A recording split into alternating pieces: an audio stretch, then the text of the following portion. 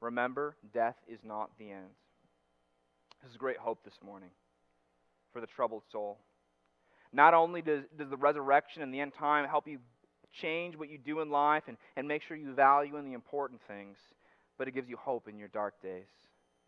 Regardless of persecution or people mocking you, losing your house, losing your wealth, being tortured, or even dying, one day, everything will be made right. See, one of the privileges of my job is I get to be near to people when they're close to death. It's really a sacred privilege, and I value it. And even though I haven't been your pastor long, I've sat beside dying children, dying young adults, dying older adults, the elderly when they die, and they draw their last breath.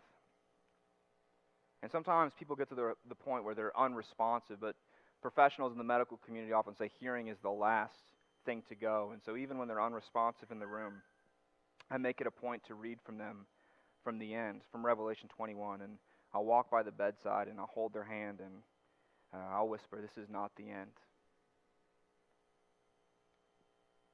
And I read to them these words.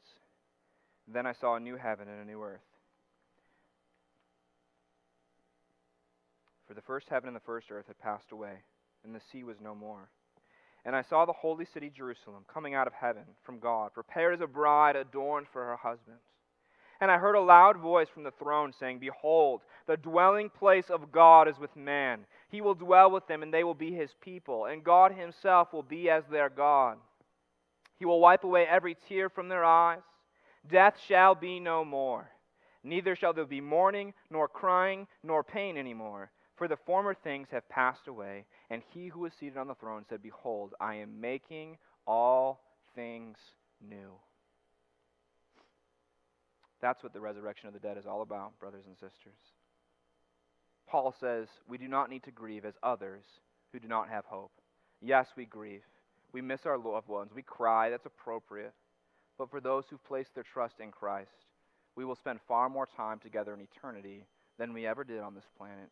Far more intimate memories together than we ever did here and now. The sting of death has been removed.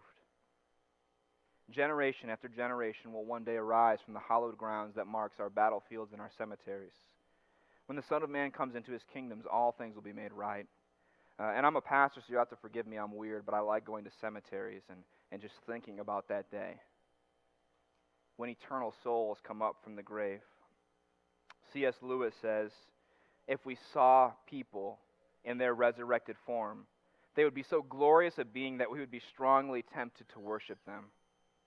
That is our future, brothers and sisters. Do you have loved ones in the Lord that have passed on? It's not the end. Daniel says they're being refined, purified, and made white for that coming day. You'll see them again when the Lord comes to inherit all things. This life, these kingdoms, these present passions and arguments and ambitions we see, they will fade. But those who have trusted in the one true King, when he comes, will rule and reign with him forever, shining like the stars in the sky.